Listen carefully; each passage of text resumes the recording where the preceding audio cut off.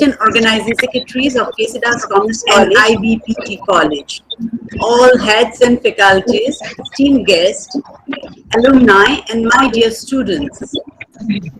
I take great pleasure in welcoming you all to the International Web Seminar on some aspects of global economy during COVID-19 pandemic, organized jointly by K.C.Das Commerce College and IBPG College, Panipat, Haryana. The initiative. We are acutely aware that the COVID-19 pandemic has disrupted lives across all jeopardizing the lives of humankind in all most prominently in the health, economy, and education sector.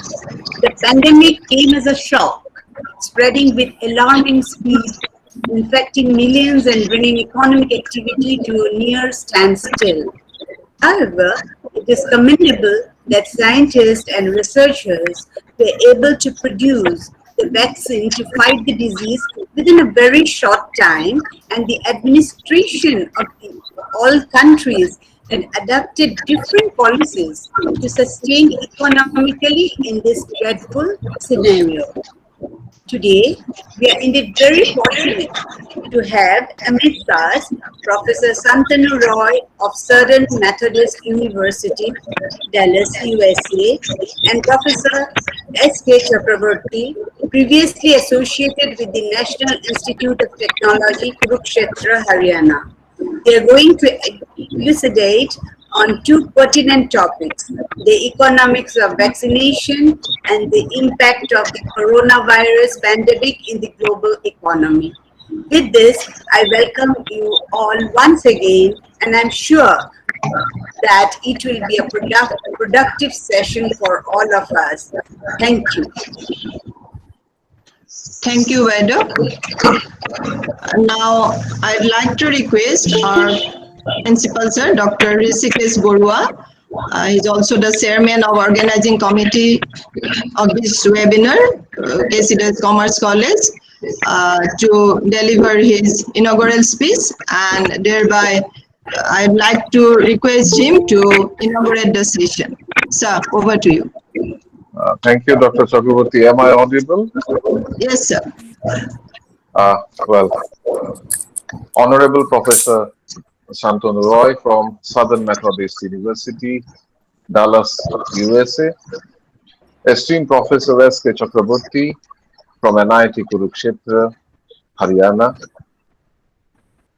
Respected Dr. Ajay Kumar Garg, Principal Ivy College, Panipat, Haryana. Dear colleagues and participants from K.C.Das Commerce College and Ivy College, Haryana. Namaskar to everyone, and good evening to everyone, and good morning to Professor Roy. At the very outset, on behalf of K.C.Das Commerce College, Guwahati, I also extend my heartiest welcome to all of you to this virtual arena, where we all will be enlightened on a very relevant theme to which all the humanity is exposed today. I thank Dr. Ajay Kumar Garg and all the stakeholders of IB College Panipat for agreeing to be a part of this event jointly with us. Well, I would like to introduce K.C.Das Commerce College as a provincialized institution of tertiary learning under the government of Assam. We have been catering mainly to commerce, management, and computer applications for the last 38 years. And today we attract students from all across the Northeast India and other states of India, as well as the neighboring countries like Bhutan and Nepal. So I'm very happy to share with you that in the recently concluded national rankings of prestigious India Today, our institution could secure the top rank as a commerce institution in the entire Northeast India. Well, coming back to today's theme, I would like to share a couple of thoughts that crossed my mind with you all. Well, till a couple of years back, we read about the last pandemic, the Spanish flu, in the pages of history. But I am sure no one of us thought that the next big one, which we are experiencing now, would be so close. Is it that we were caught off guard or unaware? I think we all ignored the signs and symptoms of probable consequences that we might face if we don't mend our ways. Was it our overconfidence, or was it our tendency to interfere too much with other ecosystems that led to this situation? Uh, right now, to my mind has come a 2015 TED Talk of Bill Gates, where he presented very nicely that the world is today not prepared to face the next pandemic. And the whole world is spending exponentially on defenses, on arms and ammunition, but it is not prepared. And probably that's why he is Bill Gates, because it has been a few years after his presentation that we have indeed faced this situation. There are thousands of videos in social media on the place of origin of COVID-19, to be frank enough, and how it has spread. Now, certain things keeps on hitting me that were we so ignorant that we allowed that to happen. And surprisingly, that country where the COVID-19 pandemic originated could control the situation long back. Some people also say we are in the midst of a war. But whatever it may be, nonetheless, the situation is such that the three important pillars of humanity, the health, economy, and education, are worst hit. It has been proven that the health sector was the first one to get hit. But the tendency or the inner willpower of humanity has helped us to resurrect ourselves and fight back. And in fact, if we look at the history, I think this is the fastest, rate at which vaccines have been produced. Nowhere in the history do we find that vaccines have been produced in such a lightning speed. Some say that it is in a trial mode, but whatever, we have been able to produce these vaccines. And I believe that our experience with this pandemic has in one way also helped us to strengthen the infrastructure of health. Now, the loss in the health sector is immediate when we see the deaths of our near and dear ones. But then the loss in the economic sector is something which takes a little time to be more apparent and more clear. And only experts like Professor Roy or Professor Chakraborty can enlighten us on how the losses have actually affected us and what are the ways by which actually we can overcome all this. And believe me, all of you will agree with me in one way that education is the worst hit because of this pandemic. All across the nation, we are facing such a grim situation that it will be a very tough call on the part of every one of us to resurrect our education sector back to that pre-pandemic situation, and so that we can all move ahead.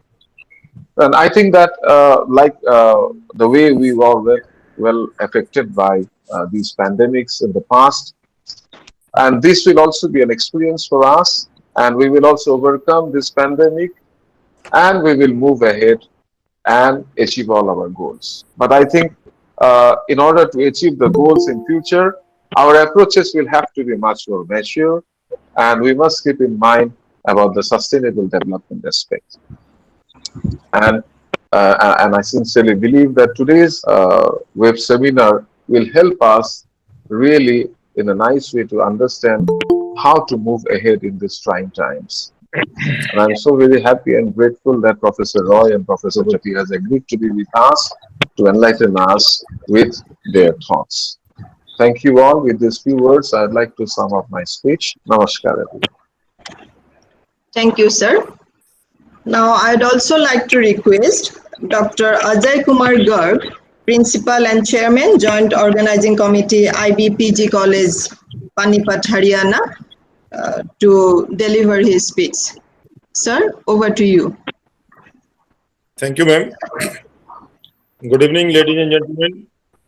I welcome all the delegates, resource person, faculty members, and students in today's one-day multidisciplinary international web seminar jointly organized by IBPG College Panipat and K.C.Das Commerce College, Guwahati, Assam, on a very relevant topic, some aspects of global economy during COVID-19 pandemic. I welcome today's resource person, Professor S.K. Chakravarti, retired head of department from National Institute of Technology, Kurukshetra, Haryana, and Professor Shantanu Roy from Southern Methodist University, SMU, United States of America. Dr. Harishkesh Barua, Principal K.C.Das, Commerce College, Guwahati, for sparing their time from their busy schedule.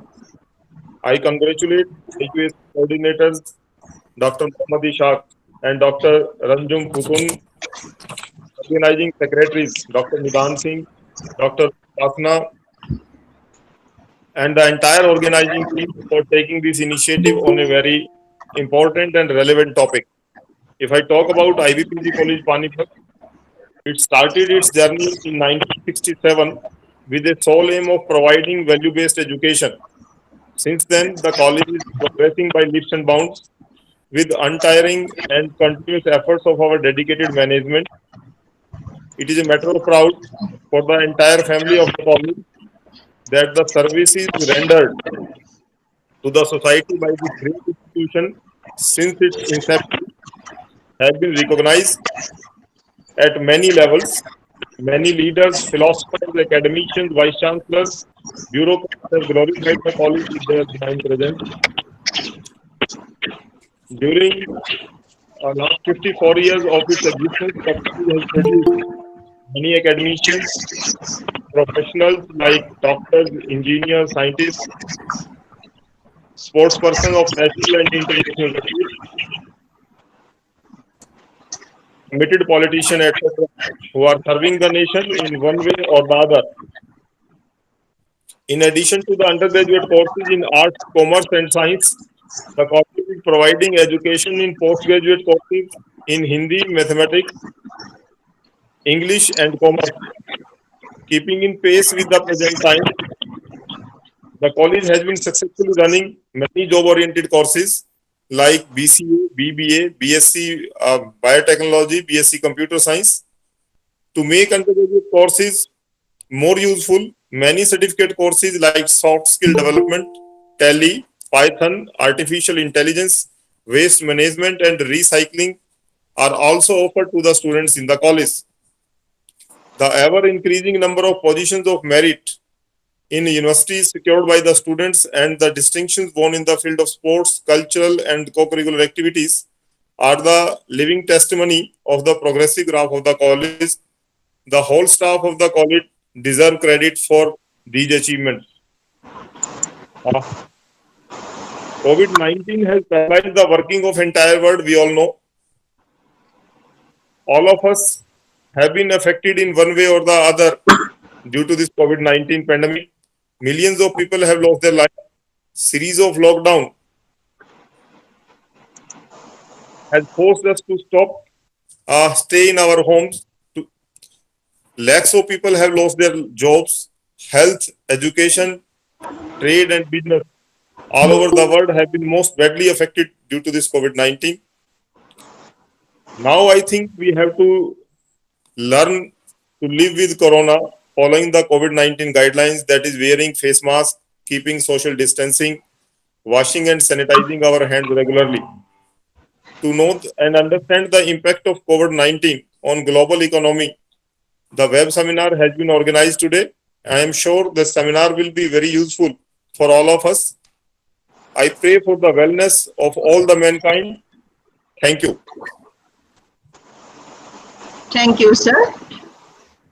Now, as per agenda, it is now the time for lecture deliberation by our resource person, Professor Shantanu Roy, Deadman College of Humanities and Science, Economics, Southern Methodist University, Dallas.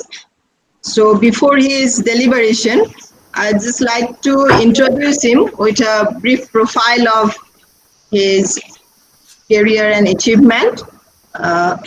Grew up in the state of Assam in northeastern India.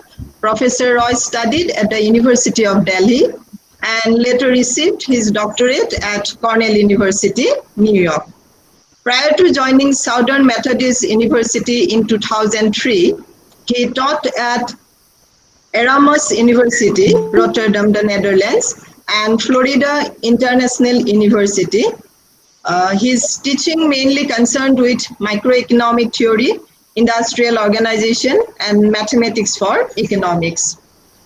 Professor Santanu Roy is a microeconomic theorist with research interest in the areas of microeconomic theory and applications, industrial organizations, dynamic models, economics of natural resources and the environment, applied game theory, international trade, and policy.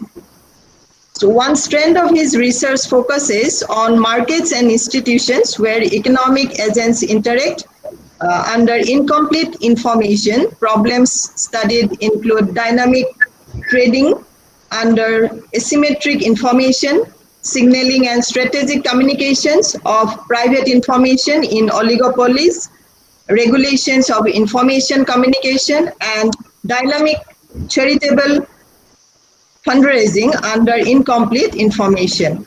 Then a second strand of research focuses on dynamic incentives and resource allocation over time, in particular, problems of sustaining positive consumption under uncertainty, economic growth in the presence of technological non-convexities, extinction and conservation of renewable resources, control and eradication of invasive species and deforestation.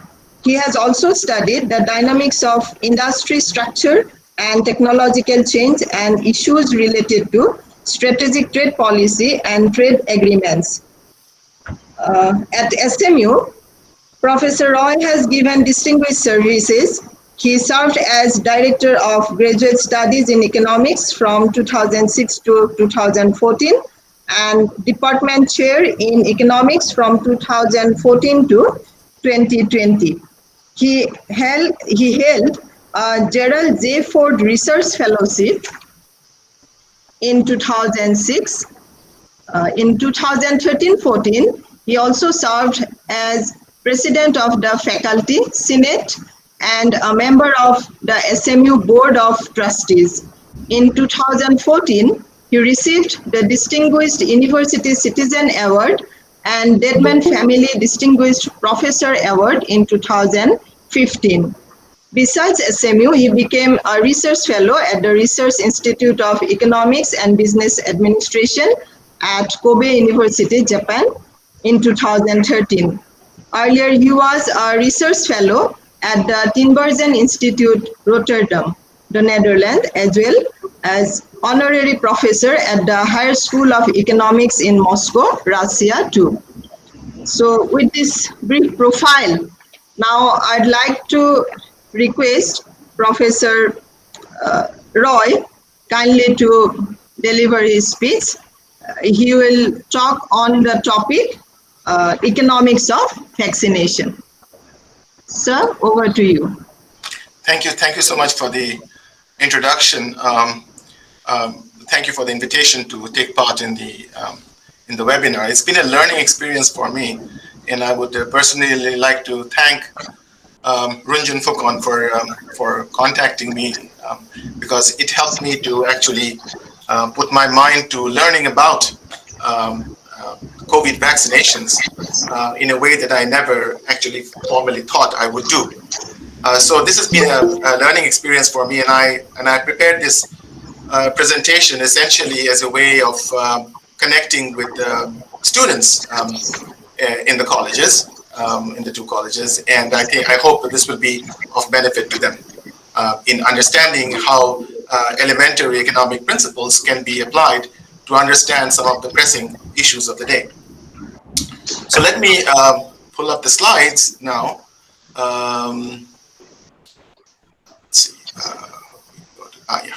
So it's here. And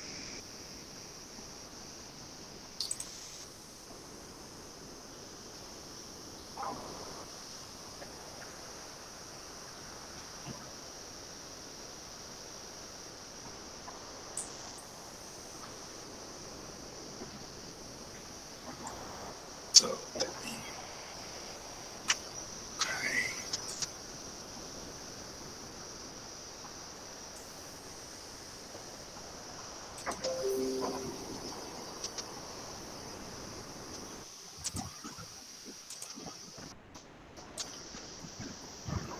Yes, it is visible, sir. Do you see the slides? Yes, Yes, it's visible. it is Okay. visible. Okay, very good. All right. You can So enlarge it a little. yeah, is that good? Yeah. Okay. So I think you can change the way you see it on your own screen. If you just move it.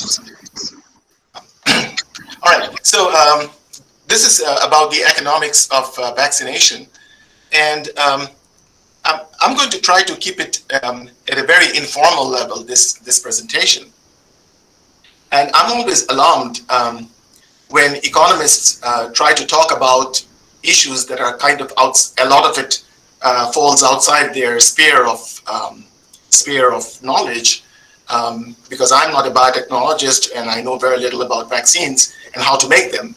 And I'm not a health expert either. And economists in those kind of situations often fall back to using a lot of what we call jargon.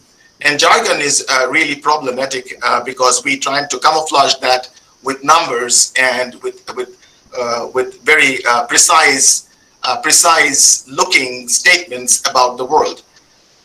Now, I want to begin with a story. The story is about a man who went up in a balloon. There was a hot air balloon, and he rode the hot air balloon, and he went up high in the sky. And he was floating high above, and he got lost. After some time, he didn't know where he was.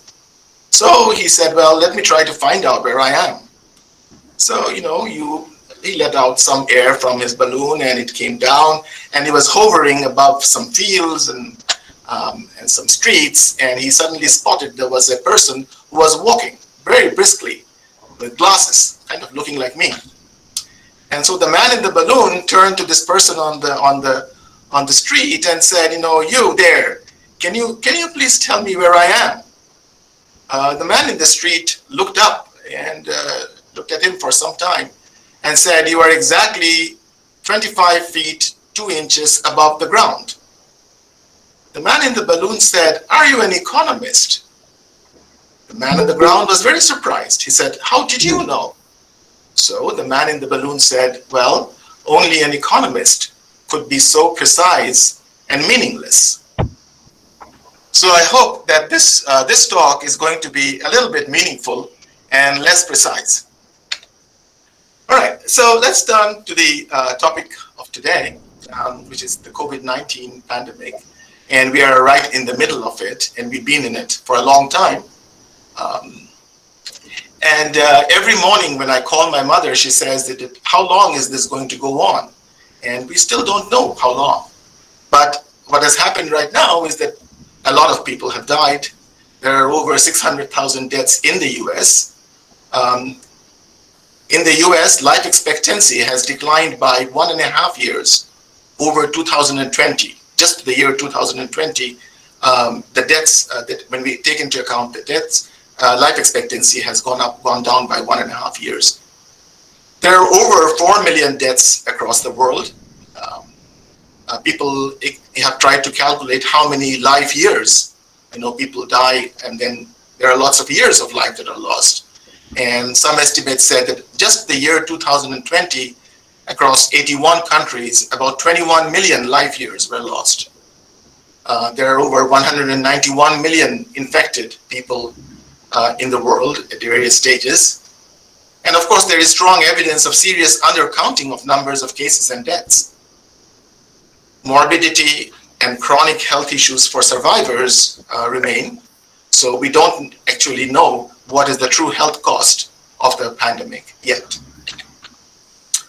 But talking at it, if you look at it from the standpoint of economic damage, it has been a disaster for the economy. In the US and many countries of the world, the economy virtually came to a standstill. We just froze it when the pandemic began in March 2020. Larry Summers and Cutler kind of estimated that, and this is an estimate from October 2020, so this is about good 9 months ago. They estimated that for the US, about $8 trillion of gross domestic product, of goods and services were lost, in the sense that they were not produced. So we lost about $8 trillion in the US. If you take into account cost due to health loss, deaths, and so on, then you arrive at a number like $16 trillion for the US economy. How much is that? That's about 90% of American GDP. That's how much this country, which is the US, lost. If you take into account the loss across the world, it is going to be humongous, just humongous. There is major loss of physical and human capital across the world because people have stopped investing. But what is most dear to me is the loss of education for generations of young students. A generation of students have not been able to go to school, have not been able to get the kind of education that they should, and my heart goes out to all of them.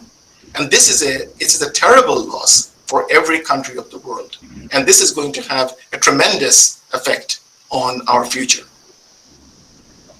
The disinvestment in physical and human capital across the world has also meant something that we are observing right now, which is the loss of supply chains.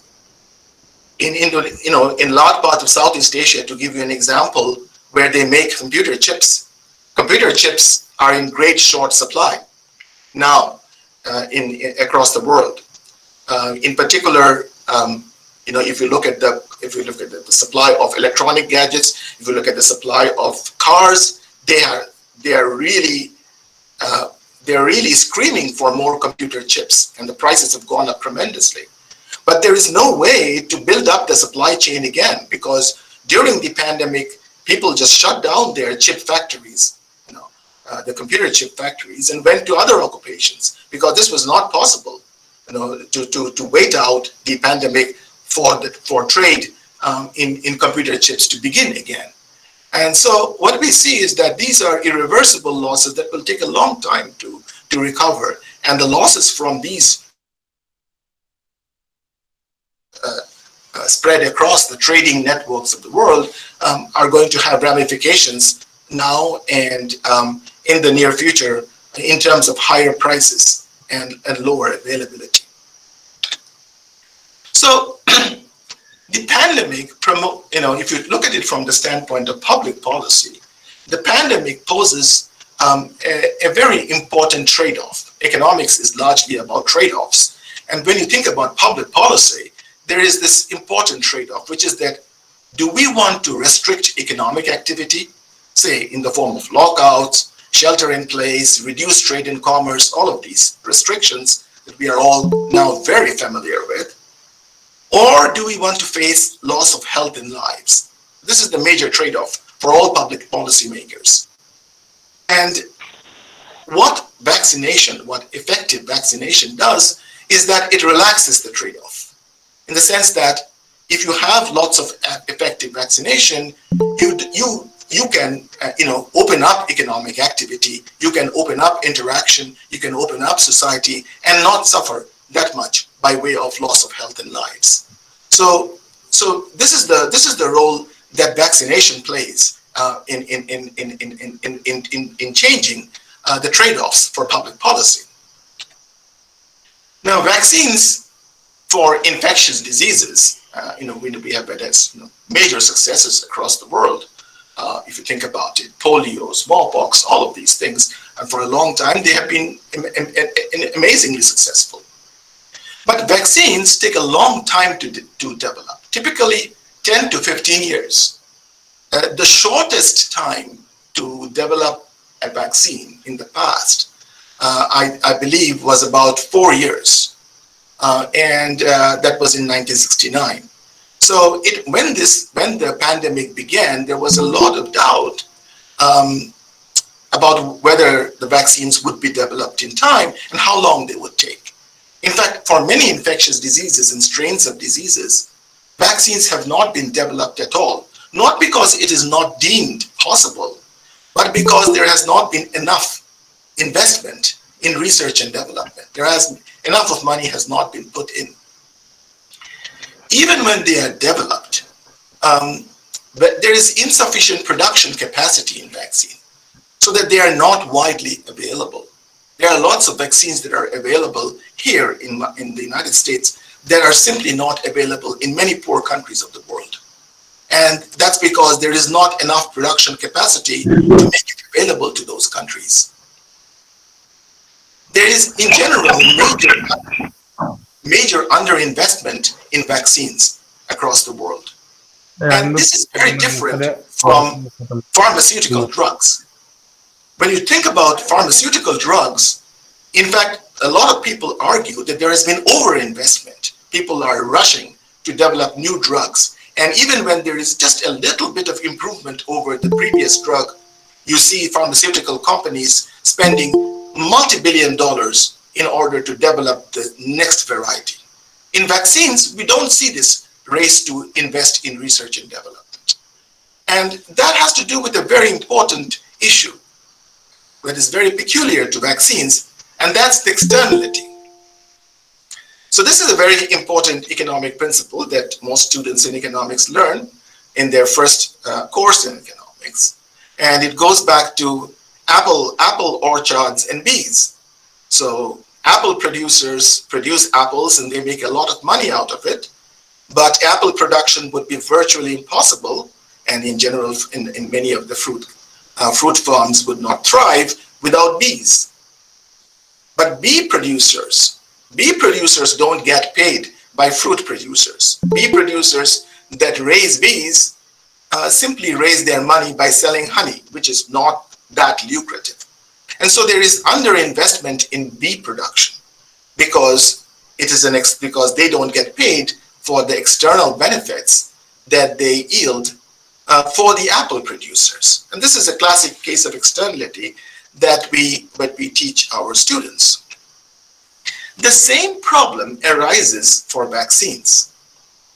If you think about it, when you take a dose of vaccine, you create major external benefits for others. You create some benefit for yourself, of course, but you also create major external benefits for others by reducing their risk of infection. So this is an important externality. And what it does is that it creates further or secondary gains to industry and commerce, where by reducing the risk of infection for others, you enable the travel industry to thrive, because the travel industry, for instance, has been greatly affected by the COVID pandemic. So when people get vaccinated, the travel industry makes a lot more money and it begins to thrive. And a lot of other businesses, restaurant business, and retail business, all of these begin to thrive. The economy starts to get bolstered again. There are lots of gains, secondary gains that occur when people take vaccine. But when you take a vaccine, no one is going to come and pay you for all of these benefits. It's not as if the airlines is going to call you and say that, hey, you took this dose of vaccine and that is going to benefit me. And so I'm going to pay you this much money, or I'm going to offer you a ticket at a discount. None of this happens. And this is a fundamental failing of the market mechanism. So your willingness to pay for a dose of the vaccine is much, much smaller than the benefit that your dose of vaccine yields for society as a whole. But this is very different from a medicine. When you take a drug for headache or ulcer or any other disease, the benefit comes to you. Very little benefit accrues to others unless it's an infectious disease. But for vaccines, there is a lot of benefit to society. And this is a fundamental problem. So Michael Kremer, who was a Nobel Prize winner in 2015, and a bunch of other economists went ahead and tried to estimate the social benefit from one additional dose, just one dose of COVID vaccine. They wanted to calculate for a dose of vaccine, they will laugh at you. In fact, most people are not willing to pay anything. the price at which vaccine producers sell a dose of vaccine, even to the government or some other public procurement agency, varies somewhere between $6 to $40. And this basically tells you that the market incentives for vaccine producers are much smaller than social gains. So the amount of money that a vaccine producer can make by selling vaccines is very small, even if the government is buying them at a reasonable price, like $40. This is much smaller than the social gain, which means that the incentive for vaccine producers to come up with new vaccine, to invest in vaccine research and development, create production capacity is much smaller than what it ought to be. A major part of the cost of developing and producing vaccines is a fixed cost. A fixed cost is something that is an overhead. And this is associated with research and development costs, or what are called R&D costs, for coming up with the vaccine. They have to build a supply chain for all the inputs that go into, and these supply chains can be getting very complicated.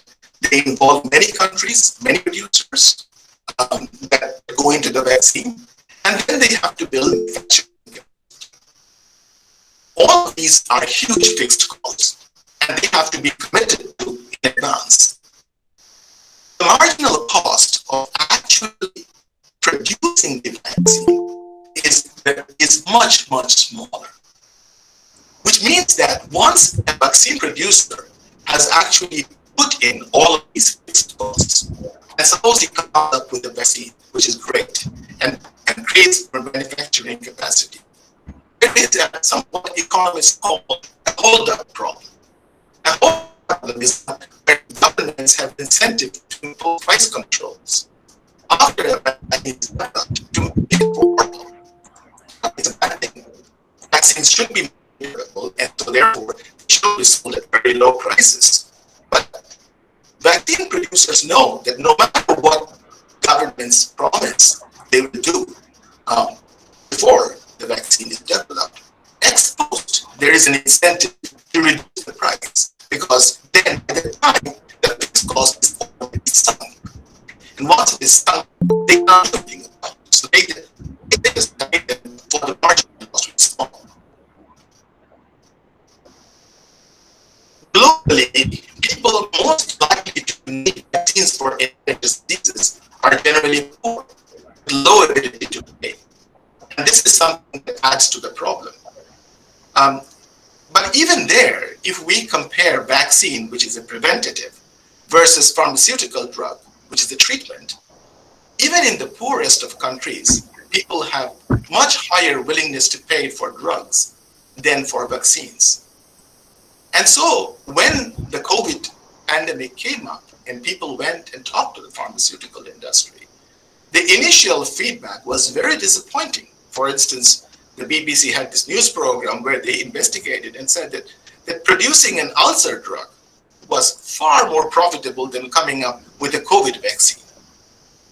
So this is something that had to be taken into account. And there was further a lot of misinformation about vaccines, which is a continuing problem in this country and across the world, which meant that a lot of people were very hesitant in whether they would accept or whether they would actually take a vaccine if it was made available. And this, added to the problem of market failure that I just mentioned, which means that these people were not willing to pay any positive amount, maybe even needed money, needed to be paid a negative price, which means they needed to be paid to accept a vaccine. So if you think about the uncertainty that faces vaccine producers, then there are two levels of uncertainty at the R&D and the R&D's research and development and production capacity decision stages. First, if you wanted to develop a vaccine, suppose you were in March 2020 last year and you were thinking, should I invest in R&D? Should I invest in production capacity? Your first uncertainty is, will this vaccine succeed? Now, this is important because most vaccine candidates don't succeed. They fail. in April 2020, which is about a year and 3 months ago, there were 115 vaccine candidates. They were all people were working on them. The scientists were working on them, and apart from 10 to 15, most have kind of disappeared. They did not. The success rate was very. Once they came up with the preliminary results, or they reached the preclinical stages or the first phase of clinical trial, they kind of realized that this is not going to work out. So the first level of uncertainty is that you don't know if your vaccine is going to succeed, and if it doesn't, then all the money is just gone down the drain. If it succeeds, of course, then you also don't know how much it will sell for, how many you can sell, and for what price. Now, this is important because production capacity decisions, if you want the vaccine to reach a large population, the decision about production capacity has to be made fairly early. For most vaccines in the past, production capacity was installed after the clinical studies, trials were ending, or just in the last stage of clinical trials. But this time, there was no time. There was tremendous pressure from the public across the world that you need to build production capacity even before you reach the clinical trial stage or the second stage of the clinical trials. So just as clinical trials began, vaccine producers were being asked to build production capacity. And then at that stage, they didn't even know if the vaccine how the next phases of trials would go and whether they would be approved. They had some good signals, but they did not know. So there was this crucial issue for public policy then. How do we incentivize vaccine development and production? And this required government intervention in a big way. There's market failure and also collective action by other groups. For example, the Gavi, which kind of included philanthropists, the World Health Organization, groups of governments, and so on. All of these people came together to try to kind of help out in the situation. And the solution was advance market purchase commitments, which means that the government or these government groups, they go to vaccine producers and say, well, we know that you are in a very early stage of research. We know that you still have no clue what is going to happen. But here it is. I'm going to commit to buy 1 billion doses of your vaccine at this price if you succeed. Okay? So if you succeed, I'm going to buy this, and I'm going to buy this at this price. And the price is going to be a decent price so that you will be able to cover your cost. Plus, I'm going to give you some advance funds to cover some of your fixed costs. Okay? So this is the package that governments came up with, and mostly governments in richer countries were the first to move. And they realized that they had to pick 10, 12 different candidates, vaccine candidates, and make this kind of commitment and see what happens.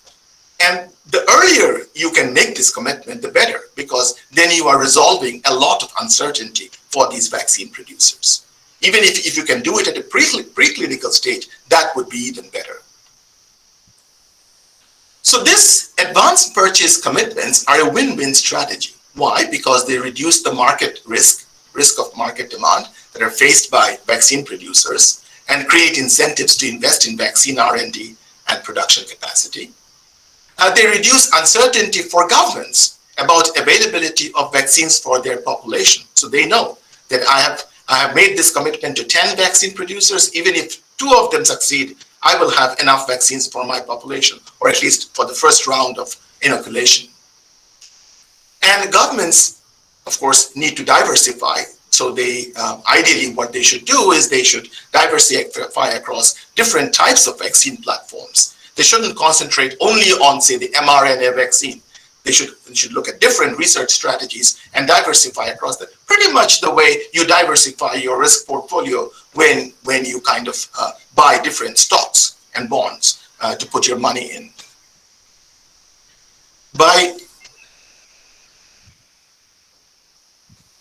Hello.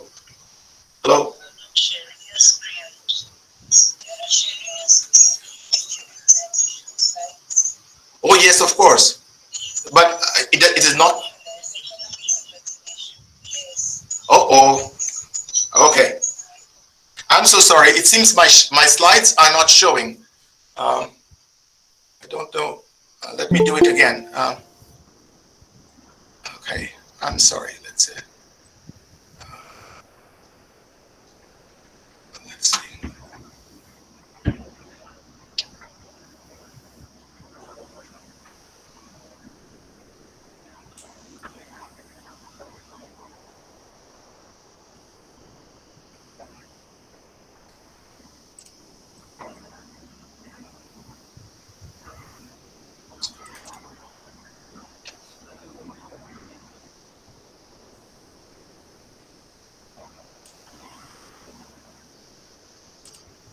You didn't change the slides actually. Yeah, I was You changing, shared but it, it seems that it was not showing up in your. Okay, shall we do it from here? You have Okay, given let me us the see slide. if this works. Okay, okay. Now it is visible. Yes. No, the And second now slide. let me see. Is this? Do you see the second slide? This is the first slide. We didn't get the second slide. Okay, so there is some problem. Let's see. Do You you have see to. the slide now? You are just showing the first slide. The second Uh-huh. one. Just click on the second one. Then it. Do Yeah. you see it now? Okay, let's keep it at this. Yes. Okay, I'm The sorry. second slide is visible now. Right. So I was going through these numbers here, and so this is about the damage to the economy.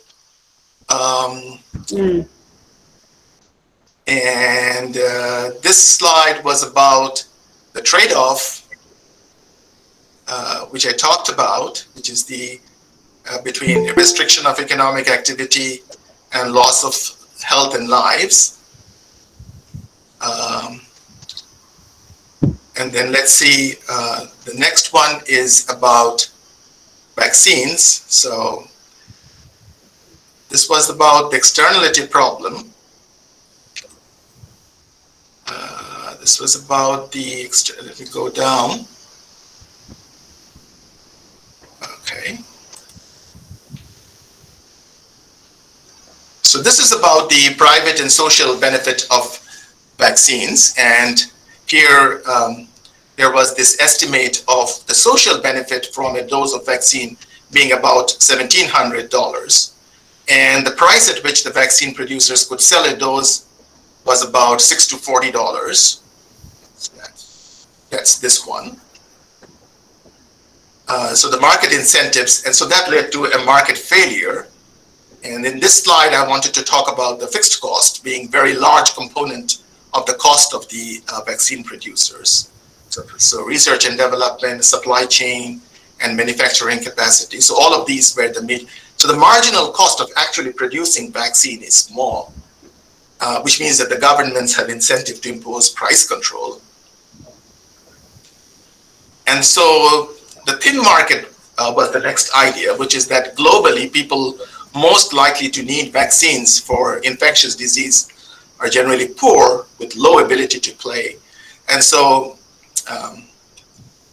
but even in the poorest countries, people are willing to pay more for medicines than for vaccines. And so that led to an important problem. The next slide was about uncertainty facing vaccine producers. There are two levels of uncertainty. First was, will the vaccine succeed? And if it succeeds, how much can I sell and for what price? And then I sort of pointed to the fact that production capacity decisions have to be made very early, just as the clinical trials were beginning. So that's the stage long before approval of vaccine. That's the stage at which you need to kind of invest in production capacity.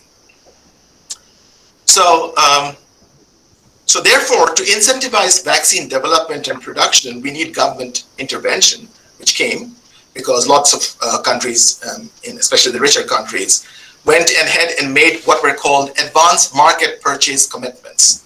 So the advanced market purchase commitment is a commitment to buy certain number of vaccines if developed at a certain price, plus some advance funds to cover fixed costs. So you basically say that if you succeed, I will buy this many millions of doses of vaccine from you, and I will buy it at this price. And it's a commitment that I make. And the earlier you make this kind of a commitment, the more you reduce the uncertainty for the vaccine producer, and so that they kind of share the risk with the government. They face a lot of uncertainty, but now they realize that the governments are taking up part of the uncertainty, and so they kind of feel much more emboldened to go ahead and make their investments. So this has been a very important part of the mechanism. And this was the last one where I was. So this advanced purchase commitments are a kind of win-win strategy because they reduce market demand risk, which is faced by vaccine developers, and they create incentive to invest in vaccine research and development and production capacity. So they really help the vaccine producers, but they also reduce uncertainty for governments, because the governments know that, look, we have picked these 20 different vaccine producers. We have contracts with them. If even one of them succeed, then we will have sufficient amount of vaccines for the first round of vaccination. So this is really important. But of course, in choosing these different kinds of vaccines for which you want to have this kind of commitments, you need to diversify across different types of vaccines. So vaccines are you shouldn't choose the same kind of research strategies. The vaccines that follow different research strategies, you should diversify across that, just as you diversify across stocks. When you invest your money in the stock market. So by August 2020, which is about almost a year ago, rich countries had almost made a commitment to buy 2 billion doses of vaccines through these kind of advanced purchase contracts. And they had contracts with very large number of vaccine producers. Many of them actually did not succeed later on, and so just got wiped out. And the US government had a huge number of contracts, but they are in effect using only 2 or 3 of them. But they had a very large number of contracts that they had signed to kind of incentivize the vaccine producers. If you look at the top recipients of COVID-19 R&D, research and development funding, and so this is just a picture of some of the major vaccine producers that you know about now, AstraZeneca, Moderna, Pfizer, and so on. You will see that a lot of their initial fixed costs were covered by government funding. Moderna is almost entirely all government funding. The Johnson & Johnson vaccine is huge amount is government funding. And that part which is not government funding is coming from CEPI and a bit from philanthropy. And these are all basically groups, COVAX related. COVAX is this group that came together through the World Health Organization to try to raise money to buy vaccines for poor countries of the world. And so they funded as parts of this. So governments have played a very important role in kind of reducing the risk faced by vaccine producers and funding their initial fixed costs. Today, this is from July 23 to 2021, vaccine development continues. There are about 184 vaccines now, just now, that are in preclinical stages. These are all COVID vaccines. And there are 108 vaccines that are at clinical stage. We don't know how many of these are going to succeed, but a lot of them are probably going to fail.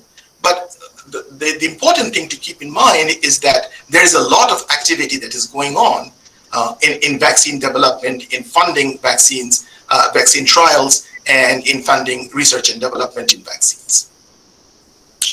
Okay, so the question that arises that you should ask me now is that, okay, but why do we bother about it now?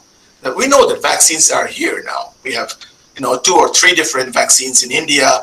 We have two major vaccines in the US, and they are all over the place. Why do we bother? We bother because there are new strains of the virus that are going to require vaccine modification. And this is true for all vaccines. If you look at the flu vaccine, every year the vaccine has to be modified because of new strains of virus that emerge. And that's how viruses are. And so we need to continually modify vaccine, come up with newer versions of the vaccines, and in probably better vaccines. And so the innovation and the research and development needs to go on. But the second and probably more pertinent point is that there is insufficient production capacity in vaccines.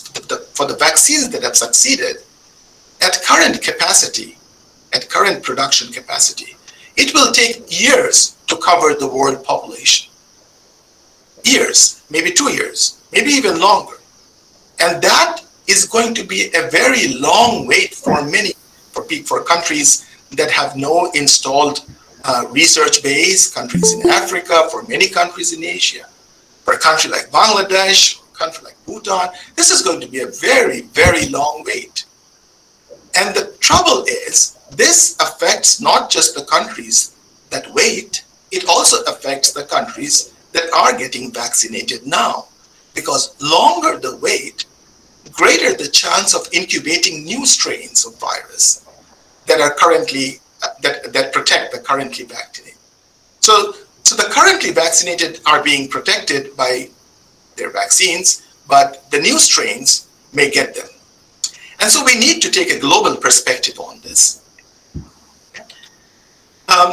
There is a great case now, a group of economists very, very recently who were advising the Council of Economic Advisors in the US have looked at what would be the global value of creating 1 billion additional capacity. So additional production capacity to produce 1 billion doses of the COVID vaccine. And what is interesting about this number is that this is all in billions. You can think of what a single dose would be worth. If in April 2021 we increased from, if we doubled our production capacity from 1 to 2, you would save each dose would save about $970 of GDP. And comprehensively with health cost, it would save about $1940 of GDP.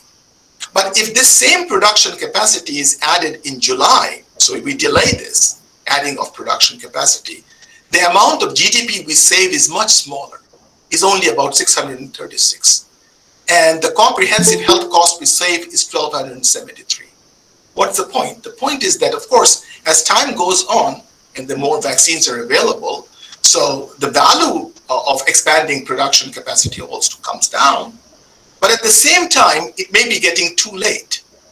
It may be getting too late. It is very important to speed up vaccinations.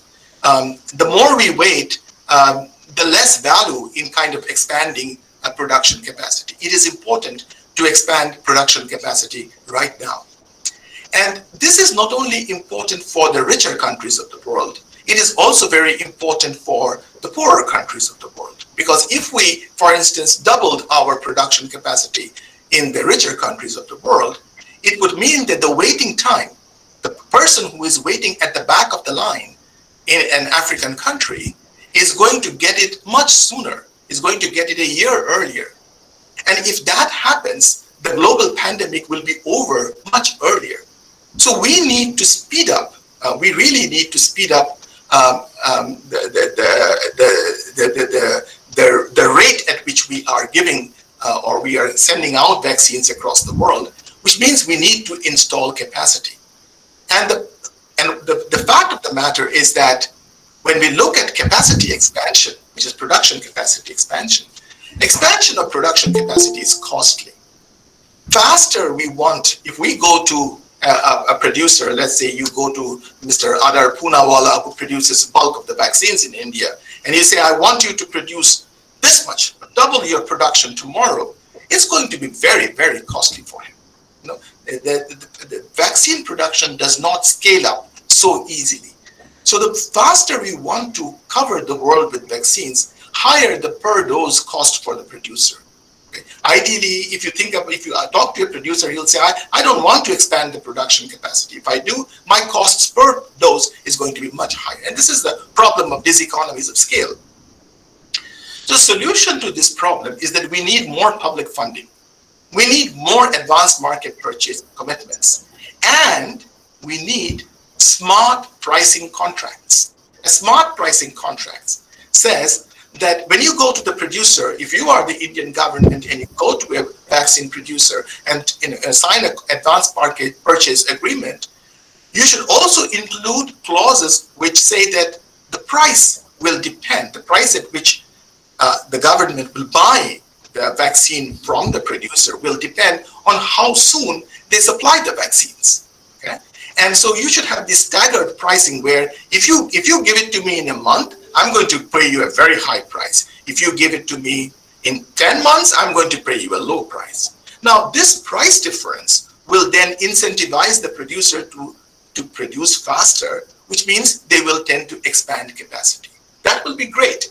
It will be great because once India is fully vaccinated, the vaccine producer will then have enough vaccine available to send out and export to the rest of the world. So it's a gain for India. It's a gain for the rest of the world. Okay. So this is the way we need to go forward, or at least one of the ways in which we want to go forward. But of course, there is an information problem here, a problem of asymmetric information, in which is that we really don't know how much the vaccine producer has a much better idea of how much it costs to expand their capacity. We don't know that. So these are issues that will come up. And so that requires to be thought about very carefully in looking at contracting. I'm almost running out of time, so I will just talk very briefly, a few minutes, couple of minutes, about intellectual property rights. This is a very important part of this whole story.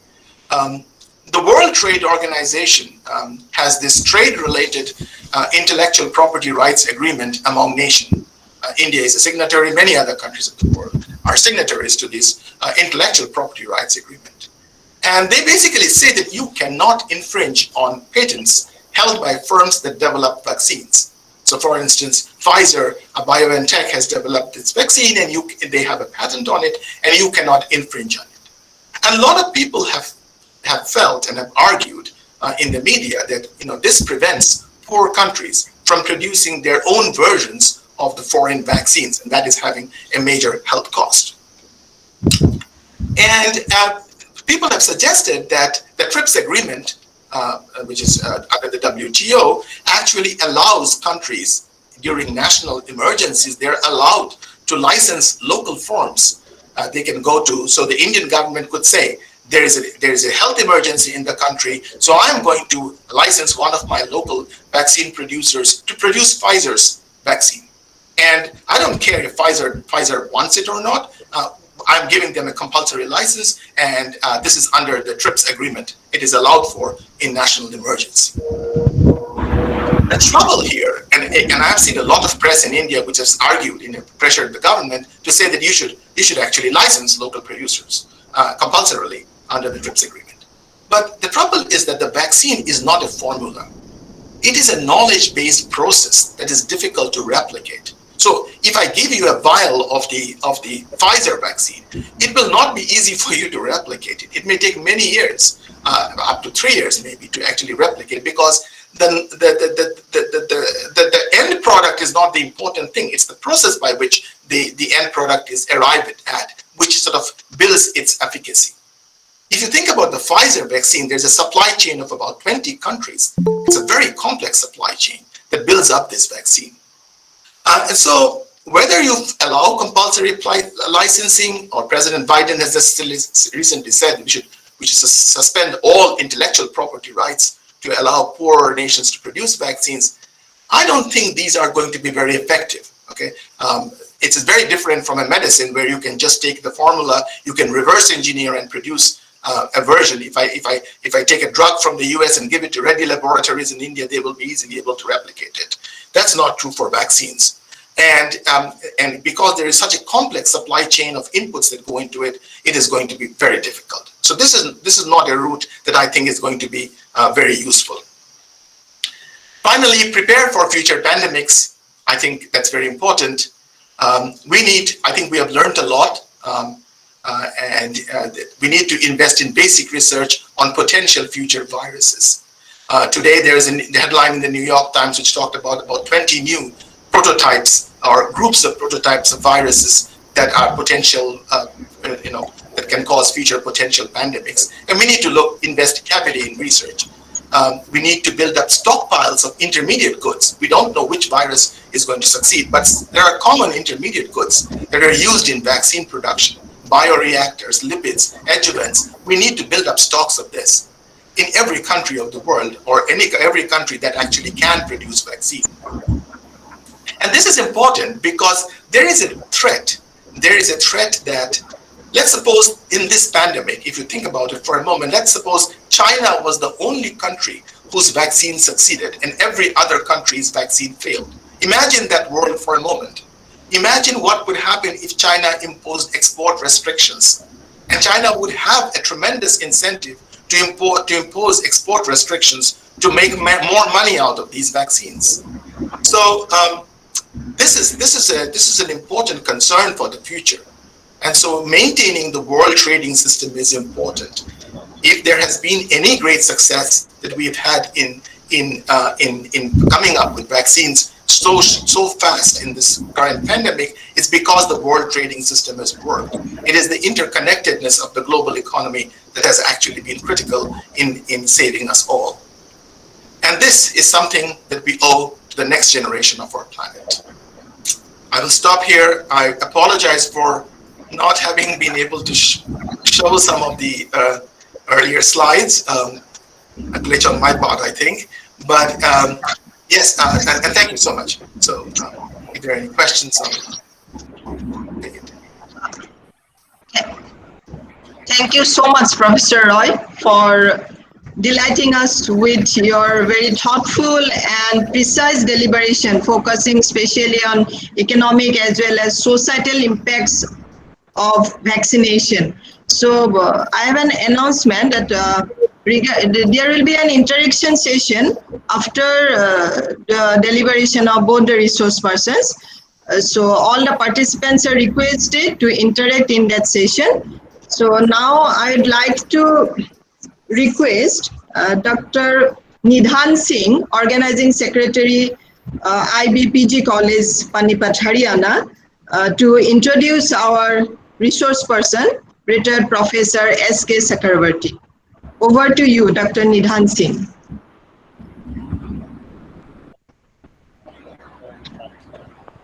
Am I audible? Am I audible? Yes, you are. In the beginning, I would like to thank Shantanu from US for a very, very important economics of shows how complex the things are. Thank you very much, sir, for this wonderful session. Understanding all covered. So, on behalf of IQAC of our college, I have been given this opportunity to introduce with the delegate, our second speaker of the day. Dr. Nidhan Singh, your audio is very poor. Okay, I'm not audible. Properly audible. Now you are audible, sir. Sometimes your voice is cracking. It's not coming properly. Maybe due to connectivity issues. So, I would like to welcome our second speaker, Professor Dr. Shiv Kumar Chakravarti. First of all, offer my greetings to all the dignitaries present in this seminar from the IQAC as well as the office leaders of the college, K.C.Das College, as well as my own colleague. we are very lucky to have today with us a very senior academician, and my data is so vast that I have curtailed it. Uh, Professor Chakravarti was born in undivided Dr. Dr. Nidhan Singh, you are not properly audible. Kindly check your system again. Please rectify if anything wrong is there. I think I should video. Let me like that. I think it is now audible. Now it is slightly better. Not better. Yeah, slightly better. Okay. Have to check. I cannot check my own voice here. Is it audible now? I will switch off my video so that bandwidth is opening like audio. So Professor Chakravarti presently an advisor at Manav Rachna International University, Panipat, has been a former visiting advisor consultant at IMCA University of Science. And prior to that, he was being a faculty person and professor in the Department of Physics at the very technology, Haryana. And he also worked as professor and advisor in publications at Manav Rachna International University, Panipat. I hope I am audible properly now. Professor Chakravarti obtained his MSc with flying colors from Agra University, and he worked for his PhD at Infectious, he obtained in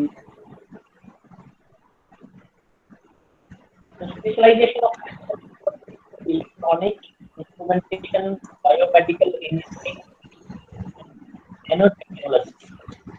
He has a very vast and the total teaching experience has been more than 40 years. It's very vast. And the number of research publications is very huge. He has published more than 700 research papers in national and international journals. A large number of books, papers, a large number of international conferences, national conferences. There are some very specific presentations. There are some specific papers on infertility. He had 3 books to his credit, and one more patent is published. He has got a very impressive number of citations till date. Around 50 awards has been given by global institutions, etc. Some of the awards highlight National Man of the Year by IIT Cambridge, Man of the Year won by American Biographical Institute, Outstanding Scientist of 21st Century by. He has been member editorial advisory board of Open Nanomedicine Journal of USA. His biography has been included in Marxist Who's Who in Science and Engineering. He has also been awarded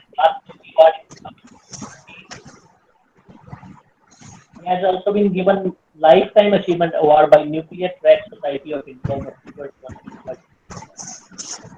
And he is Ambassador of Education and has also been nominated as Mark Delhi. He has also been conferred member Japan, China, Australia, and other countries on many occasions. And he has guided more than 20 students for taking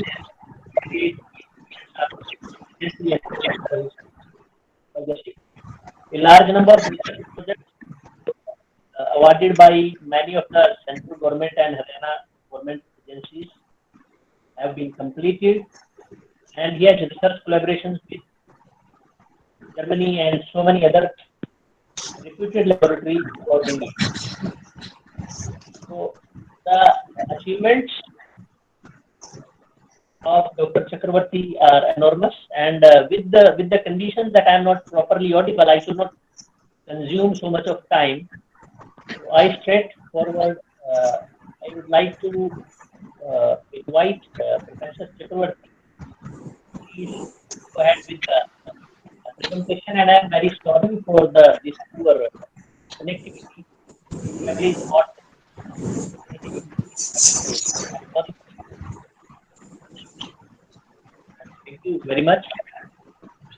Was it entirely not audible or part of it was heard by someone? Hello?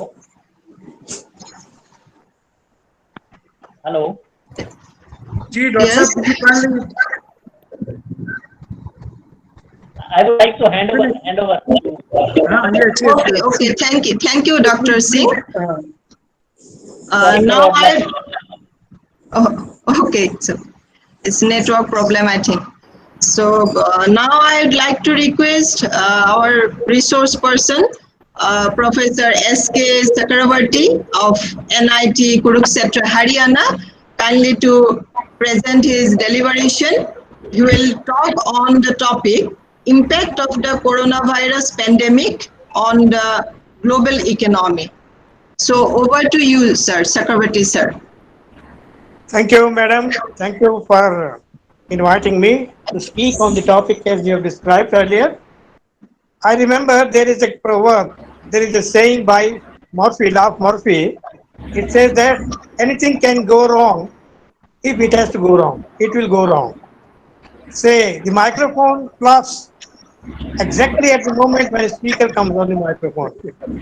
This is a law of Murphy and natural law. So, Nidan Singh, don't worry.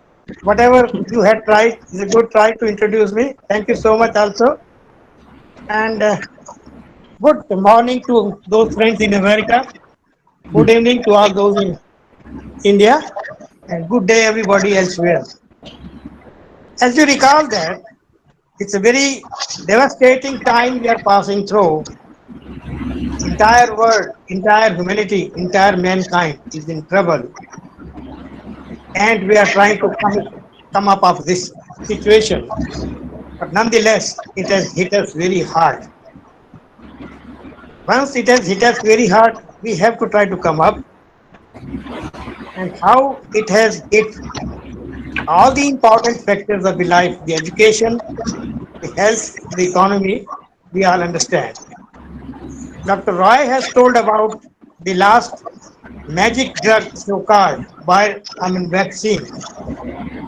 If it is successful, maybe it is successful, I'm sure, it will come to our rescue. Let us hope so. I'm touching the one part of the three important parameters that I've told. That is, say, for example, the economy of the world. I hope I'm audible enough. Yes, sir. Yes, you are audible, sir. Okay, now I would like to share my screen.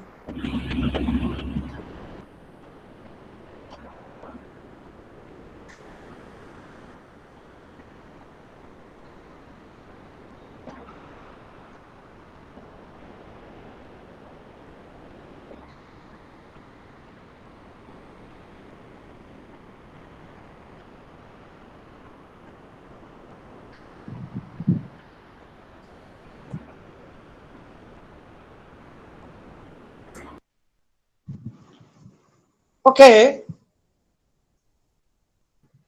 you see, we have been hit hard by corona. All the wickets have been uprooted, shattered very badly. Perhaps our wickets will be restored back, and we will be coming back to this time, to this scene, and the economy will be restored back. So the topic, the talk I have selected has got the title Impact of the Coronavirus Pandemic on the Global Economy. On the very outset, I must tell that I am not an economist. I am a researcher, a teacher, for example, teacher in physics, nanotechnology, and other areas. But nonetheless, the pandemic has asked us to see the things in that perspective, and therefore, I'm sorry, it has something problem. Let me do it again.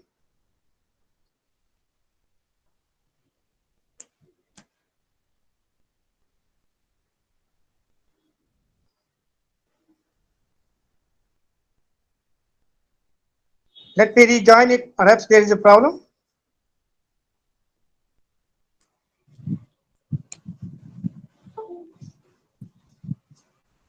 So this is my affiliation.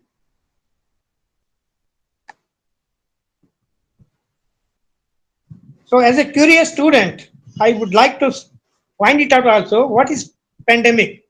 Maybe a layman also should understand what is a pandemic. So it's basically a global epidemic, an epidemic that spreads to more than one continent.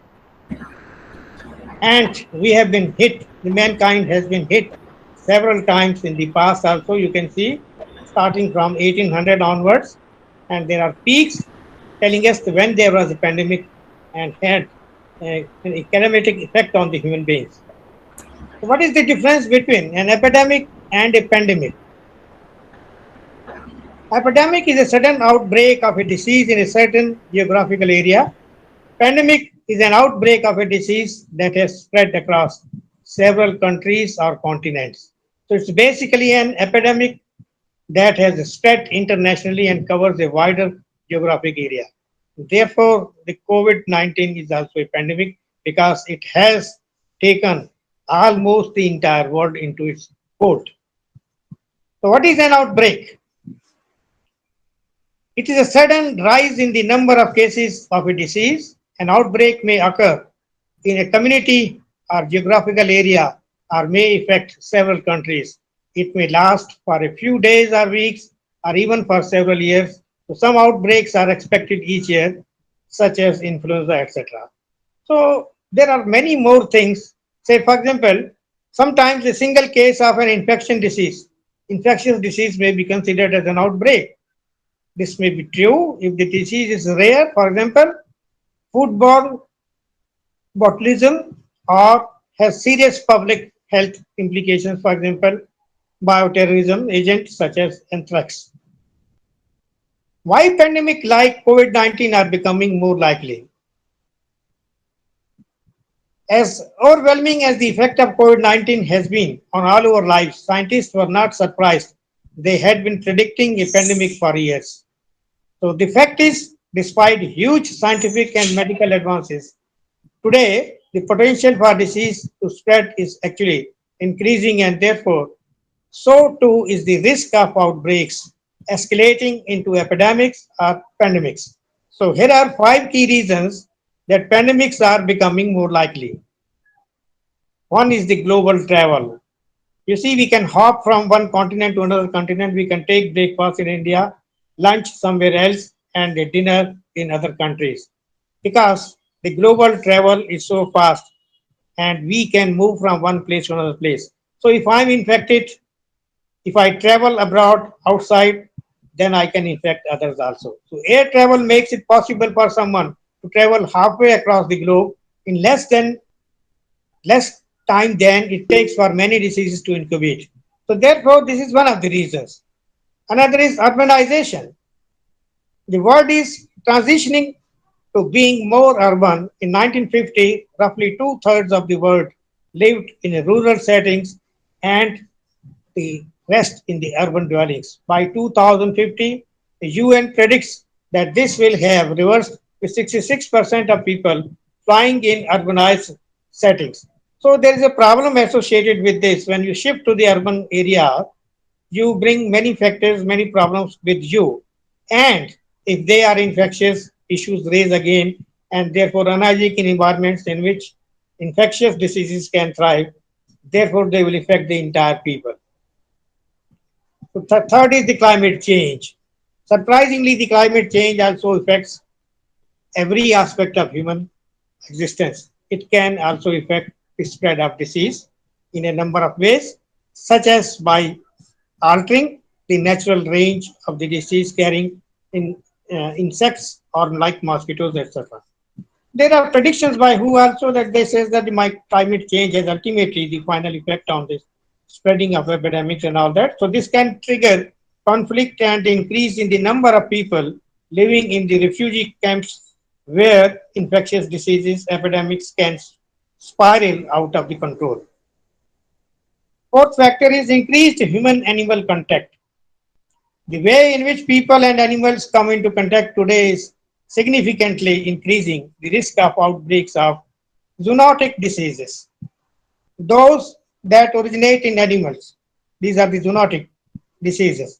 So when pathogens jump the species barrier from animals to humans, their ability to spread and severity of the disease they cause is potentially lethal unknown. So many recent diseases epidemics have originated in this way, and the ongoing coronavirus pandemic is suspected to have origin in bats, just as the recent Ebola epidemics have.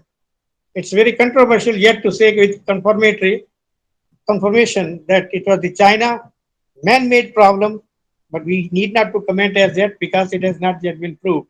But certainly, it was said that these were the bats who originated this problem. And the next is the health worker shortages. A WHO report this year on nurses showed that this constant migration of nurses from low and middle income countries to high income countries has left many nations in Africa, Asia, and Latin America with too few nurses and other health workers to adequately care for the populations. So these are also the regions where epidemic diseases with the potential to become pandemics are most likely to originate. So when health is not cared enough by the people or by the experts, the spread of the disease is like pandemic. So without nurses and other key workers, health systems will be vulnerable to the increasing threat of diseases outbreaks. So the topic now I start, impact of the coronavirus. So while there is no way to tell exactly what the economic damage from the global COVID-19 coronavirus pandemic will be, there is a widespread agreement among economists that it will have severe negative impacts on the global economy. So earlier estimates predicted that the virus becomes a global pandemic. Most major economies will lose at least 2.9% of their gross domestic product (GDP) over 2020. This forecast was already restated to a GDP loss of 4.5%. To put this number in perspective, global GDP was estimated at around 87.55 trillion US dollars in 2019, meaning that a 4.5% drop in economic growth results in almost 3.94 trillion US dollars of the lost economy output. So number of cumulative cases of coronavirus worldwide from January 22nd, 2020 to March 16, 2021, by the day, as of the March 16, there have been almost 121 million cases of coronavirus worldwide. The figure may deviate plus minus 1 or 2 million. The disease has infected more than 210 countries and territories, with the United States confirming around one-fifth of all the global cases. So it is an unprecedented crisis. Health systems around the world have been overwhelmed by the number of coronavirus cases, and even the richest and the most prepared countries have struggled. In the most vulnerable countries, millions of people have not had access to the critical life-saving supplies such as the test kits, face masks, and respirators, oxygen, etc. However, there is now a light at the end of the tunnel. Several vaccines have approved for use. Therefore, I say miracle drug has come. The miracle vaccines are now, and more than 300 million vaccine doses had already been administered worldwide as of the March 17, 2021. Some images, some pictures in the United Kingdom. More than 125,500 people have died of COVID in UK. which is the highest number in Europe. The tireless work of the National Health Service, NHS, has been applauded, but the country's response to the crisis has drawn criticism. The UK was slow to start widespread testing, and the launch of a COVID-19 contact tracing app was delayed by months.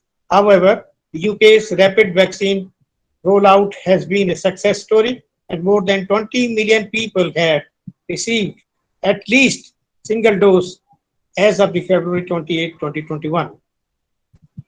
Number of coronavirus cases worldwide, as I've said, is around more than 121 million, and the figure is here for India also, the second position in the number. So estimated global COVID-19 level of crisis as of June 9, 2020. As of the June 9, 2020, the coronavirus outbreak passed a level 7 threat to business, meaning that severe and widespread economy impacts were likely. The composite index, which has level 10 as the highest warning, was raised to level 6 as on March 12 and to level 7 on the March 13. Some focus on the US economy. COVID has left the United States facing an economic crisis, and the country's GDP fell by 4.8% in the first quarter of 2020. Record numbers of Americans have lost their jobs during the pandemic, and the unemployment rate jumped to 14.7% in April 2020. The Dow Jones, which monitors the stock prices of the 30 largest companies in the United States, has rallied since the US economy restarted, but continues to feel the effects of destructive period that wiped out years of gains in a matter of weeks. GDP lost as a result of coronavirus pandemic in 2020 by economy. So the GDP product declined by 6.7% as a result of the coronavirus pandemic outbreak. In Latin America, overall GDP loss amounted to 8.5%, where there is no way to tell exactly what the economy damage from the global 19 coronavirus pandemic will be. There is a widespread agreement among economists that it will have severe negative impacts on the global economy. I have already told this. So early estimates predicted that there should be should the virus become a global pandemic, most major economies will lose at least 2.9% of their GDP over 2020. This forecast was already restated to a GDP loss of 4.5%. This has already been discussed. So what is the impact on the global stock market? Global stock markets have also suffered dramatic falls due to the coronavirus outbreak, although they were able to recover from the losses quite quickly. The Dow Jones reported its largest ever single day loss of almost 3,000 points on March 16, 2020, beating the previous record of 2,300 points that was set only 4 days earlier. To affected industries, there are many industries which have been affected and damaged very badly. The economic damage caused by the COVID-19 pandemic is largely driven by a fall in demand, meaning there are less consumers willing to purchase the goods and service available in the global economy. This dynamic can be clearly seen in the heavily affected industries such as travel and tourism. It has been affected most. To slow the spread of virus, countries have placed restrictions on travel, and many people could not purchase flights for holidays or business trips. This reduction in consumer demand was the reason why airlines lost planned revenue, and as a result, they had to cut their expenses by reducing the number of the flights they operate. And moreover, laydowns have been there, and many people have been removed from the job. The same dynamic applies to other industries. For example, with falling demand of oil and the new cars are daily commutes, social events and holidays are no longer possible. As companies start to reduce employment to make up for the lost revenue, the worry is that this will create a downward economic spiral when these newly unemployed workers can no longer afford to purchase in many goods and services as before. You will wonder why government is giving some free doles to the people. Reason is that they want to support the industry. They want to keep the industry alive. If the people have money in their hands, they will go and buy, and therefore industry can thrive. So this dynamic makes the economist contemplates whether the COVID-19 pandemic could lead to a global recession on the scale of the Great Depression. What is the government support? Dr. Roy was telling that government is supporting so much that the pandemic is likely to be under control. Say they are bearing losses on account of the expenditure on healthcare products and all that. So governments have learned from previous crises that the effects of a demand-driven recession can be countered with government spending. Consequently, many governments are increasing their provision of monetary welfare to citizens. I repeat, monetary welfare to citizens. This is what I was telling that people, the poor people are being given money to have some purchasing power to see their welfare and all that. So therefore, this is one of the important parameters the government is doing to help industry. So in addition, the specific nature of this crisis means that some sectors may benefit from it. True. I mean, this is something strange. Some of the sectors, they are they are going to have some benefit, like e-commerce, food retail, and the healthcare industry provide at least some economic growth to offset the damage. Also, a crisis-induced movement to online activities, working from home, purchasing good online, contacting family, etc., can be observed. Surely, most of the industries have now started thinking that the work from home is a better choice because it saves some infrastructure cost, overhead charges, many more things. Therefore, they are preferring that employees should stay at home and should work from home. So it gives an opportunity for IT solution providers to increase their market shares. What is the impact on Asia? Median forecast for China's GDP growth rate due to coronavirus COVID-19 pandemic in 2021 as of July 2021. I have discussed only China and India, not Japan or anything else.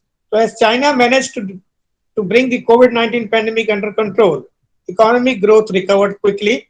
According to a median projection in July 2021, China's GDP was expected to grow by 8.6% in 2021. In the first quarter of 2020, the second largest economy recorded the first contraction in decades due to the epidemic.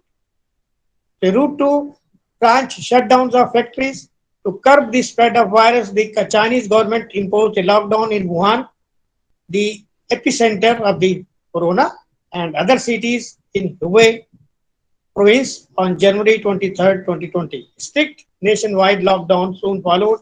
Many factories remained closed in February, resulting in a plunge in manufacturing, purchasing, and managers index. So was the case with India also. We have done the similar thing, and we closed down the industries under lockdown, and therefore suffering entire loss. Ripple effect on global tourism. Apart from the manufacturing industry, the prolonged closure of business had caused significant losses in various sectors in China. As I've said, the travel and the tourism sector was the massively affected. This was the one because the flight was closed. Hotel occupancy, it fell down. And the domestic tourism market expected loss of 20% in revenues for 2020. Industry experts predicted that the global travel and tourism industry would lose about 2.5 trillion US dollars in that year. So, what about India? Estimated quarterly impact from COVID-19 on India's GDP for year 2020-21. India's quarterly GDP was estimated to grow by 0.4% in the third quarter of financial year 2021 compared to the same quarter in the previous fiscal year. This was a significant improvement from the time between April and June 2020 when the country went into lockdown to contain the virus, and GDP growth declined by nearly 25% compared to the same time period in the previous years. So impact on unemployment rate due to coronavirus lockdown in India from January 20 to January 2021. So India saw an unemployment rate of over 6%. This was a significant improvement from the previous month. A damaging impact on an economy as large as India caused due to local lockdown was imminent. So was the case with the unemployment. And there is a trickle down effect between February and April 2020. The share of households that fell very severely, and then again it shot up to nearly 45%. I mean, these are the after effects of the corona, and during lockdown times, the industry has to see the devastation, and therefore this caused the huge loss in the economy. So, aid from the Pradhan Mantri Garib Kalyan Yojana, the most devastating impact of the virus and the lockdown had been on the economically backward classes with limited access to the proper health care and other resources. So this resulted the government has launched various programs and campaigns to help sustain these outwards. Under the Pradhan Mantri Garib Kalyan Yojana, 312 billion Indian rupees were accrued and provided to around 331 million beneficiaries. That included women, construction workers, farmers, senior citizens. More aid was announced in the mid-May to mainly support small businesses through the crisis. So what is the estimated impact from the coronavirus on India from April to December 2020 by the sector? The impact of the coronavirus had not only brought the global economy to a standstill, but set the clock backwards on the developmental progress of the several nations. While the rate of infection in India did not appear to be so high as in other countries, precautionary measures adopted dealt a severe blow to the country's major industries.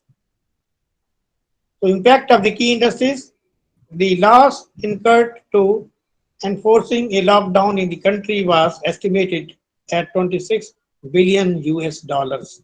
It is a significant amount. And the effect on the business in India was expected to be most adversely affected, followed by the power supply and IT sectors. Furthermore, many startups, small and medium enterprises in India expected to face issues of supply disruption. So strong plans needed to respond to the coronavirus. Countries are taking small steps on the road to economy recovery by gradually lifting lockdown measures. Manufacturing firms are among first to return to the work, and the governments are now permitting shops, bars, restaurants to reopen. However, there is no guarantee that consumers will return to their normal habits. In order to reduce the risk, businesses are being encouraged to activate contingency plans that includes separating all essential operations from non-essential and focusing on high priority areas and clients. So, going back to normal, finally, there is the fact that the crisis may have a clear end date when all the restrictions can be lifted. This seems to be possible when the majority of the global population is vaccinated against COVID-19. This is very important factor. Therefore, the world is trying to vaccinate almost the entire population of their own countries. So it could then enable the global economy to experience a sharp rebound once the pandemic is over. There are still many variables that could affect such an economy recovery. For example, a reduced supply of goods and services to meet lower demand. Lower demand could create mid-term shortages and price increases.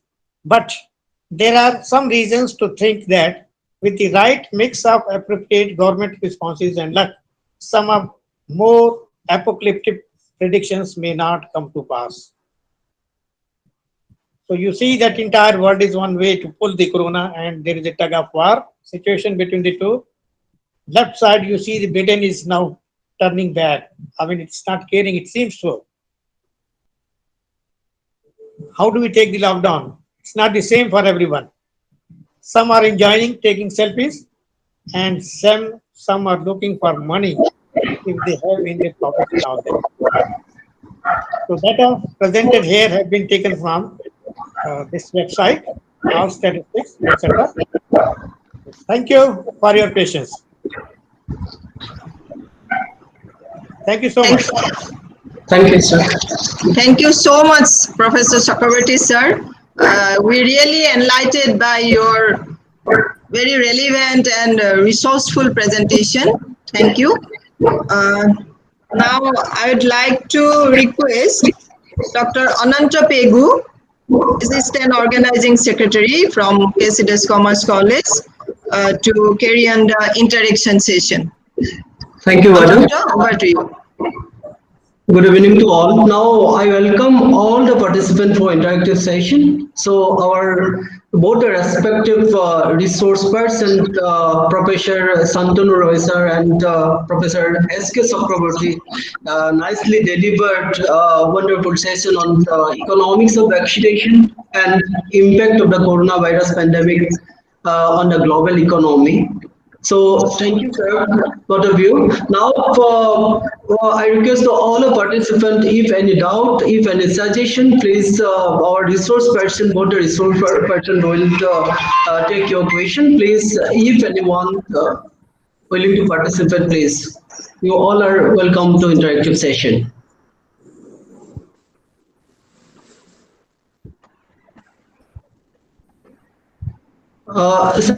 So I have a small, Ananta, yes. I have a small queries. Professor Roy, am I audible? Yes, ma'am. Okay, so is vaccination is an oligopoly? And if it is so, then how the society is going to be benefited?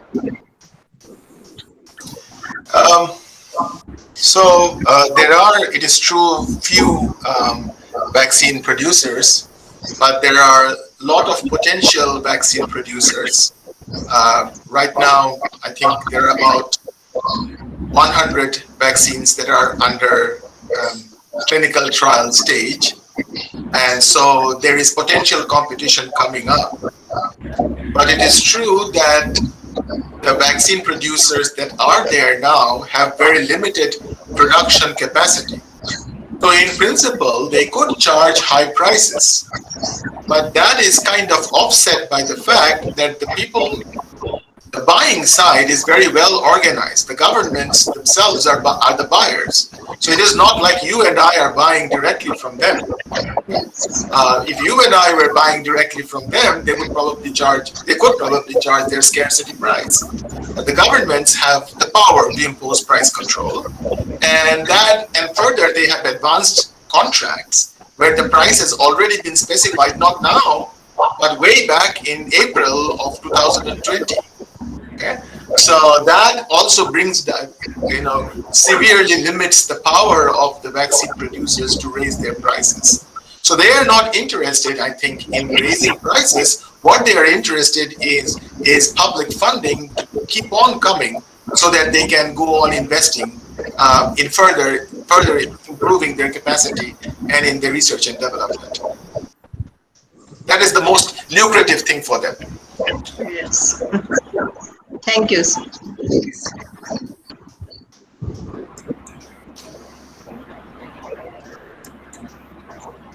So, any other participant?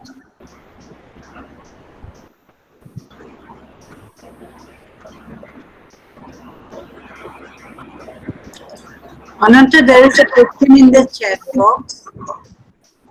No, ma'am. Only wanted to know about the impact of pandemic on health industry. Sir, sir. What are the impact of pandemic on health industry? So I don't know specifically about the impact on the health industry. Obviously, it has been devastating in the US because the health industry has been pushed to the brink almost. I'm sure this is true in India also, where all hospitals were full, every health personnel went. So there has been tremendous pressure on the health industry. Is it the case that the health industry will be making more money out of this? I don't know. I don't think so, because this experience has meant, at least in the US, that a lot of health personnel are tired. They are very tired. It has been going on for over a year. They want to. It is very hard to find nurses. It is hard to find lower level techs in hospitals who want to work now because of this pandemic. The costs are increasing. So I think that quite opposite to most industries where when demand increases, firms make a lot of money, a lot more money. This has not happened in the health industry craze. The only good thing probably out of it is that people are probably more inclined to buy health insurance, at least in people who did not do so earlier. And that might be a positive direction that might be helping the health industry. Thank you, sir.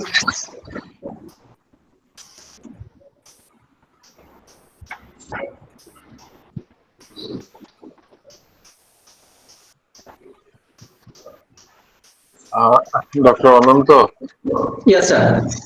yeah, I'd like to ask one thing Yes. to both our respective resource persons that at the present situation, our condition is not so good economically, although we have a lot of prospect to move ahead and refill all the gaps. But then, how is this thing going to help us? Giving free vaccination to such a huge population, sir. How will that impact our economic growth?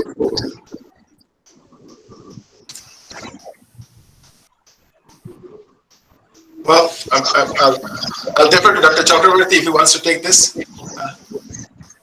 Yeah, but I cannot guess it. I mean, this is such a tricky question. I mean, it is a huge task. Entire population of the world need to be vaccinated. But the way it is going ahead, I think a time will come.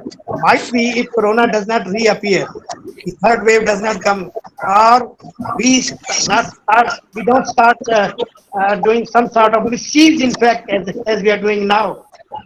I hope that if this is done, maybe it can take time. So nobody can predict what can happen for the next day, even tomorrow what may happen. But still hopes are alive. And we hope that there will be mass production by the companies and vaccination will be done at a higher level.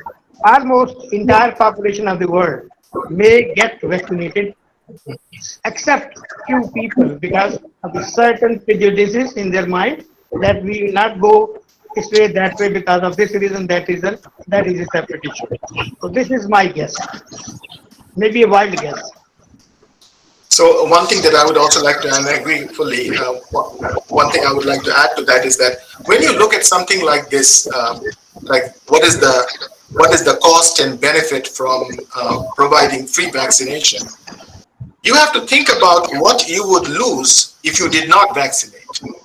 The appropriate comparison, the baseline that you are comparing is what would happen if you did not vaccinate. So you have to compare the economic scenario if you do not vaccinate, if you do not provide free vaccines, to the one that you do when you do provide free vaccines. And if you look at that difference, the cost of the vaccine is small, very, very small compared to what you would lose out. And and remember, the poorer the person who is being affected, the bigger the loss to that person. And so it is really, really important to provide vaccination freely to the poorest. And that is really important. Yeah, so that's it. Thank you so much, sir. And another thing I would just like to ask you, sir, what is your take on the fact that all vaccines are not recognized in all the countries? In fact, if I have to share a few of my friends who are doctors, they were basically talking on these vaccines, that which vaccine is a better one, Covaxin is better in these aspects, or Covishield is better in these aspects. Now, when we see later on that Covaxin itself is not recognized in many of the countries. So now, what is your take on that? That all vaccines are not being recognized across the country, across the globe. Professor, let me add, even the WHO has not recognized some of them. Yes, yes. if I'm allowed to intervene, Yes, definitely. there are some medical professionals in the audience. Maybe you can throw this question openly, and there may be some doctors. They may like to respond.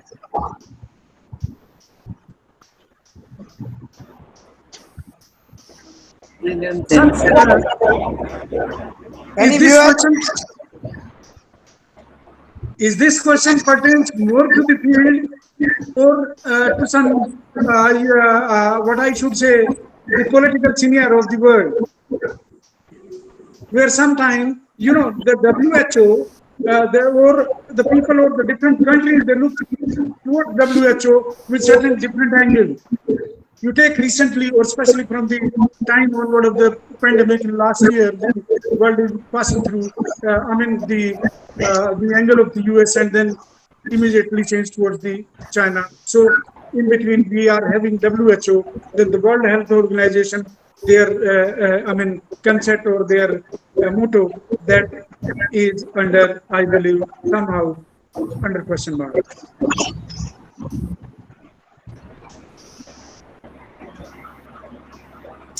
I think one thing to keep in mind is that the Food and Drug Administration or the governments in different countries have not yet actually fully approved most of the vaccines. In the US, only emergency authorization has been given to the Moderna and the Pfizer vaccines, now to the Johnson vaccine. So they have not been fully approved. The government has said, we still don't know whether they are good, but for the time being, because there is an emergency, we're going to approve this. The AstraZeneca is still awaiting full approval here. So you're correct that there are big differences across countries in what kind of vaccines they are approving for use in their own country or in their own population.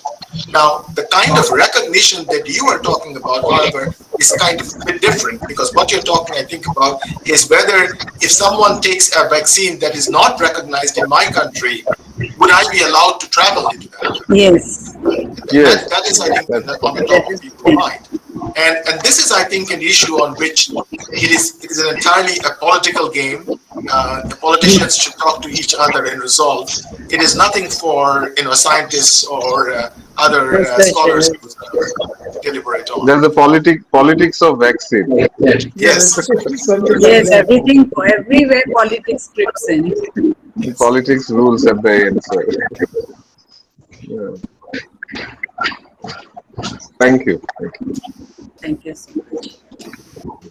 We can move on if there's no Yeah, I think so. Maybe no more participants. Upakana, we can continue. And over to you. Okay, so now we have arrived at the end part of our virtual webinar. Now I'd like to request Dr.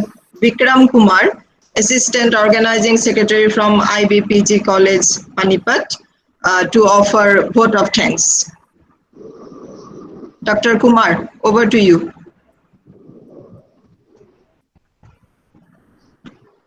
Am I audible? Hello. Yes, you are audible. Okay. Thanks to organizers for giving me this opportunity. Honorable Chief Guest and today's resource persons, Dr. S.K. Chakravarti, former Professor and Dean Academics, National Institute of Technology, Kurukshetra, Haryana, and respected Dr. Shantanu Roy, Professor, Southern Methodist University, United States, respectable office bearers and members of the governing bodies, IB College Panipat, Haryana, and K.C.Das Commerce College, Guwahati, Assam. Honorable Dr. Ajay Kumar Garg, Principal, IB College Panipat. Respected Dr. Muhammad Ishaq, Coordinator, IQAC, IB College Panipat. Honorable Dr. Rishikesh Barua, Principal, K.C.Das Commerce College, Guwahati.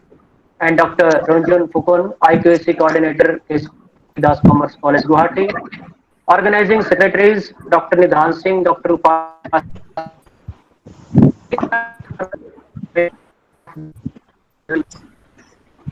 delegates from all over India and abroad, teaching, non-teaching staff of both the colleges, and dear students. It is an honor for me to the opportunity to thank you all dignitaries. On behalf of IQAC IB College Panipat, Haryana, and IQAC K.C.Das College of Commerce, I would like to express my gratitude to all esteemed delegates of this international webinar for their presence and contribution to make this webinar a great success. I express my gratitude to Dr. S.K. Chakravarti to take out time from his busy schedule. I am thankful to Dr. Chakravarti for his valuable and highly informative talk on the topic impact of coronavirus pandemic on the world economy, which is of great concern today. Dr. Chakravarti has very nicely illustrated that how worse this pandemic affected the Indian and world's economy. From his discussions, we have come to know that there is hardly any sector left which has remained untouched by the effects of corona pandemic. He also emphasized the need for vaccination for economic recovery. Thank you, sir. Thank you very much. On behalf of IB College, Panipat and K.C.Das College of Commerce, I am thankful to Dr. Shantanu Roy, Professor, Southern Methodist University, US, to take up the most annoying topic to discuss, that is the economics of vaccination. I hope all of us get understood the development and institution. Also discuss in detail the problems faced during the administration of vaccination. Thank you, sir. Thank you very much. I am thankful to the governing bodies of both the colleges. I extend my gratitude to our principal, Dr. Ajay Kumar Garg, for his motivational support to organize this useful webinar.